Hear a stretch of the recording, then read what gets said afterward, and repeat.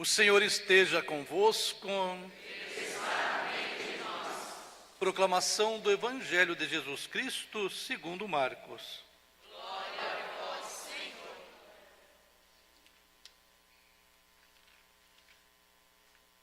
Naquele tempo, Jesus foi a Nazaré, sua terra, e seus discípulos o acompanharam.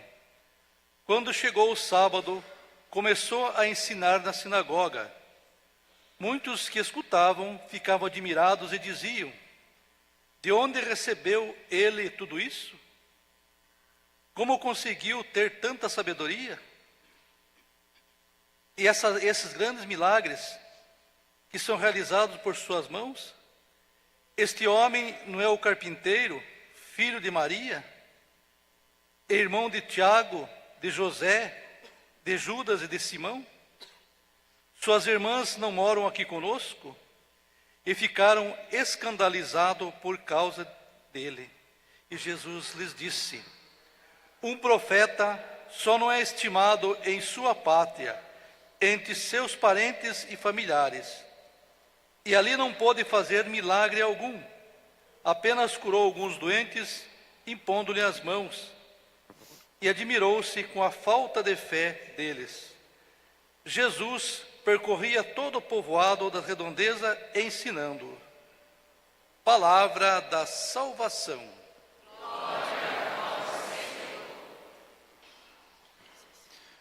Hoje, 14º domingo do tempo comum, filhos amados, um dos temas do evangelho de hoje é a rejeição, né?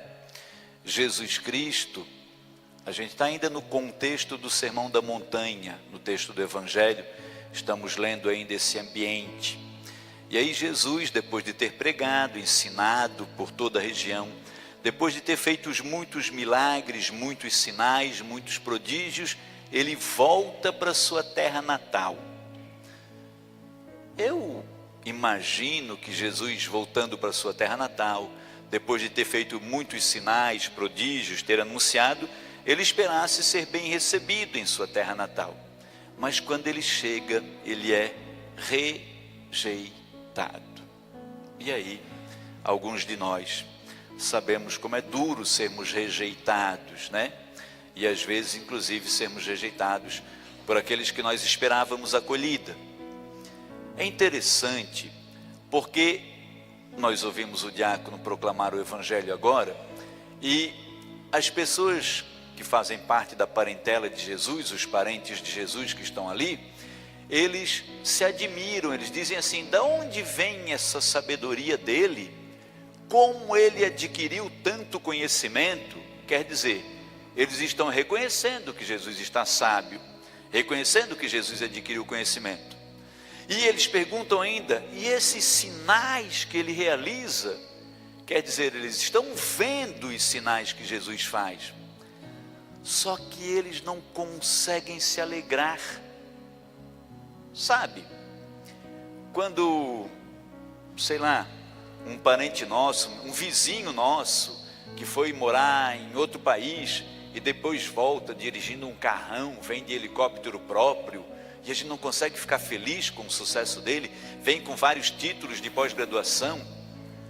As pessoas olhavam para Jesus e mais ou menos elas devem ter pensado assim: olha, nós continuamos aqui em Nazaré, nós não saímos do nosso lugar, nós nem aprendemos a escrever e ler, e Jesus, como é que, ele não é o filho do carpinteiro, ele não é o filho da Maria, os parentes dele não estão tudo aqui ao nosso redor?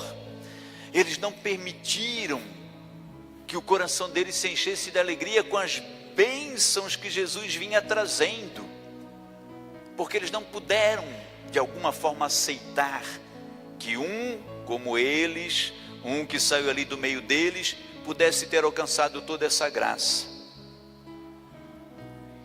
Nós precisamos às vezes olhar para o nosso coração, se em alguns momentos nós não fazemos isso também.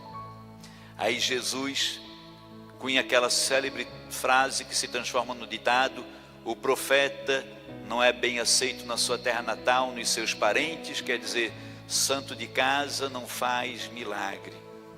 E aí diz o texto do Evangelho que ali Jesus não pôde fazer muitos milagres, se admirou com a falta de confiança deles, com a falta de fé, e somente curou alguns doentes, impondo-lhes as mãos. Em muitos outros lugares por onde Jesus foi, eles levavam os doentes aos montes para que Jesus tocasse e curasse. Em muitos outros lugares as pessoas se atiravam aos pés de Jesus, queriam tocar na roupa de Jesus para ficarem curadas das suas doenças. E ali, na cidade de Jesus, ninguém se apresentou. Não creram. E aí Jesus não pôde fazer milagres. Filhos amados do meu coração, estimados da minha alma, daqui a mais uns minutinhos, sobre este altar, nós vamos trazer as espécies do pão e do vinho, vamos clamar o Espírito Santo, realizar a consagração, e teremos quem sobre este altar? Jesus. Teremos Jesus. Os parentes de Jesus. Vamos pensar numa coisa, filhos queridos. Jesus andou por toda parte anunciando a palavra e voltou para os seus parentes, para a sua terra natal. Nos nossos dias, os parentes de Jesus ele encontra onde? Na igreja.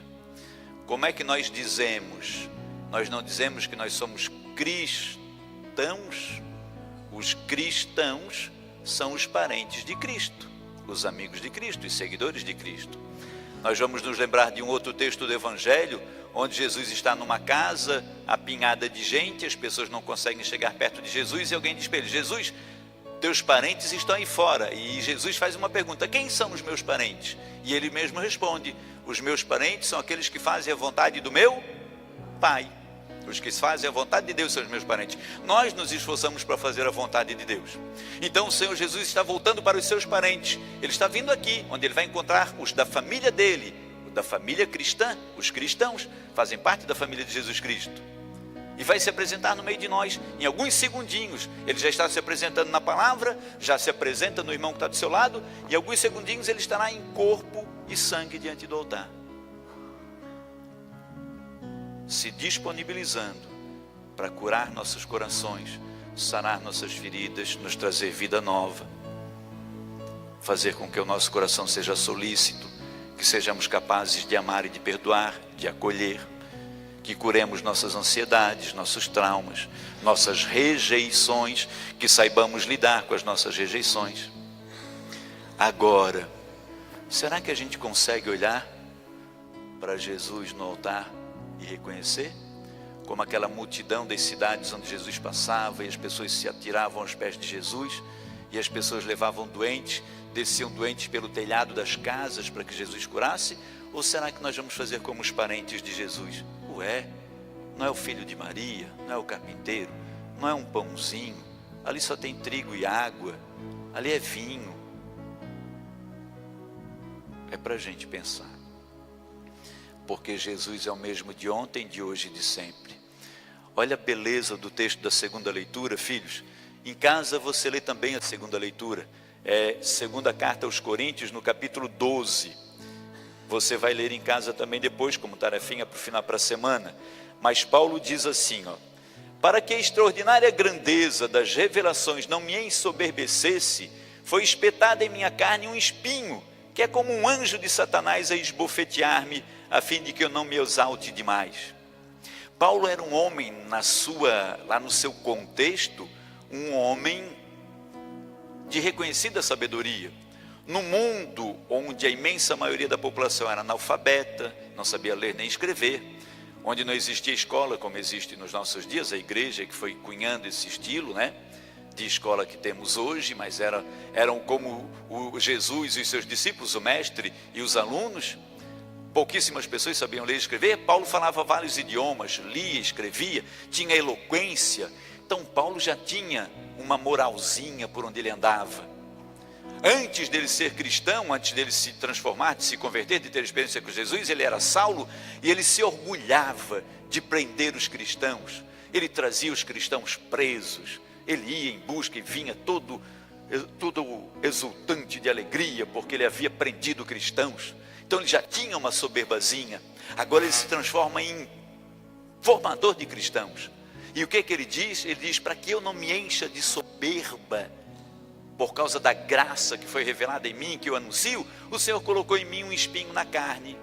Os espinhos da nossa carne, as dores com as quais nós temos que conviver, às vezes é um luto que nos arrasta por anos, às vezes é um problema financeiro, às vezes é um problema de saúde, às vezes é um problema de relacionamento, às vezes é um problema na nossa comunidade, às vezes é um problema com o vizinho, é um espinho na carne. Paulo diz: esse espinho na carne, olha o que Paulo faz. Com relação a esse espinho, eu cheguei a rogar a Deus 3 vezes para que ele afastasse de mim, mas o Senhor me disse: basta-te a minha graça. Vamos repetir isso junto? Basta-te a minha graça. Assume isso como Paulo assumiu. Basta-te a minha graça. O que tu queres mais do que a minha graça? Basta-te a minha graça, diz o Senhor, pois é na fraqueza que a força se manifesta. Na nossa fraqueza, muitas vezes, é que se manifesta o grande poder e o amor de Deus.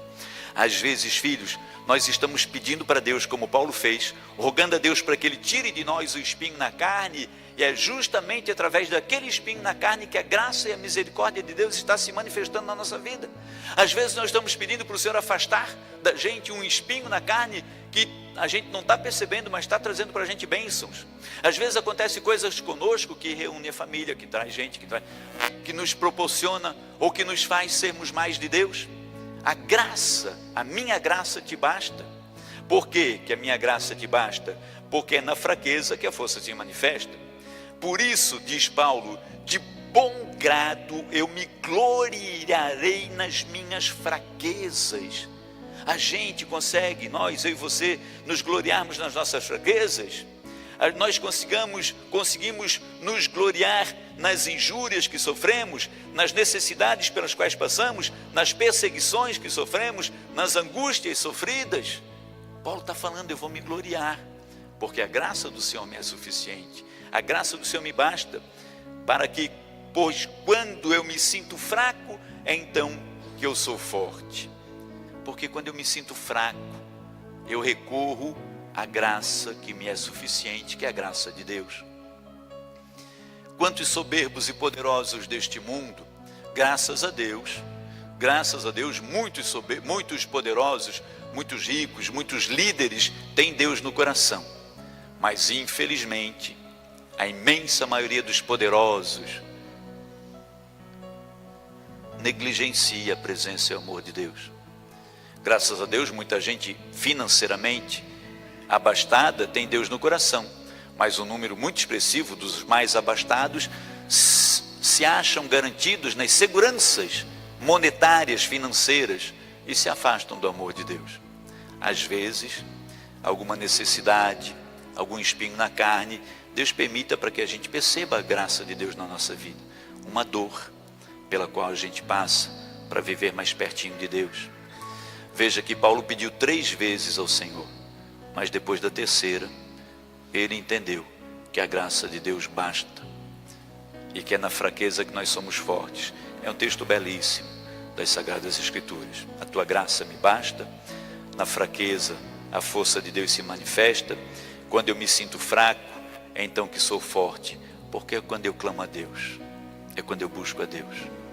Imagina, né?